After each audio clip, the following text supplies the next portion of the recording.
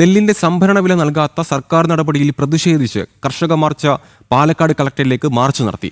കർഷകരുടെ വോട്ട് വാങ്ങി അധികാരത്തിലെത്തിയ UDF സർക്കാർ ഓണക്കാലത്തും നെല്ലിന്റെ വില നൽകാത്തത് കർഷക ദ്രോഹമാണെന്ന് പ്രതിഷേധം ഉദ്ഘാടനം ചെയ്ത BJP സംസ്ഥാന വൈസ് പ്രസിഡന്റ് C. കൃഷ്ണകുമാർ പറഞ്ഞു.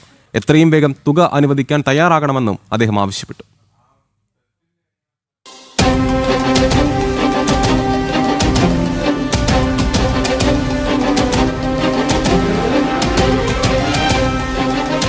രണ്ടാം വിള കൊയ്ത്ത് കഴിഞ്ഞ് 6 മാസം പിന്നിട്ടിട്ടും നെല്ലിന്റെ സംഭരണ വില കർഷകർക്ക് സർക്കാർ നൽകാത്ത സാഹചര്യത്തിലാണ് BJP കർഷക മോർച്ച പാലക്കാട് കളക്ടറേറ്റിലേക്ക് മാർച്ച് നടത്തിയത്. കളക്ടറേറ്റിന്റെ പ്രധാന കവാടത്തിന് മുന്നിൽ പോലീസ് മാർച്ച് തടഞ്ഞു. ഇതോടെ കർഷകരും പോലീസും തമ്മിൽ ഉന്തും തള്ളും ഉണ്ടായി.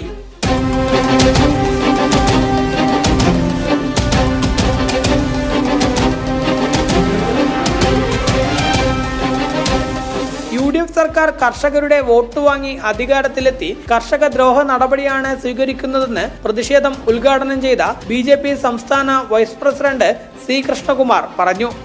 ഈ പുതിയ സർക്കാർ അധികാരമേറ്റ സമയത്ത് ജൂലൈ 15-നകം മുഴുവൻ നെല്ലിന്റെയും സംഭരണ വില കൊടുക്കുന്നു പറഞ്ഞാണ്.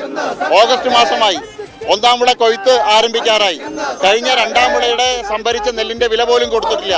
ഓണക്കാലത്ത് നെല്ലിന് വില ലഭിക്കാത്തതിനാൽ തങ്ങൾ പട്ടിണിയിലാണെന്ന് കർഷകരും പ്രതികരിച്ചു. നെല്ലിന്റെ വില കിട്ടാത്തത് കൊണ്ട് പട്ടിണി കിടക്കുന്ന കർഷകരാണ്. പാവപ്പെട്ട കർഷകന് വെള്ളമില്ല, മഴയില്ല, നെല്ലിന്റെ വിലയില്ല, രാസവളത്തിന്റെ വില കൂടി, കർഷകർക്ക് രാസവള പ്രയോഗം നടത്താൻ പറ്റുന്നില്ല.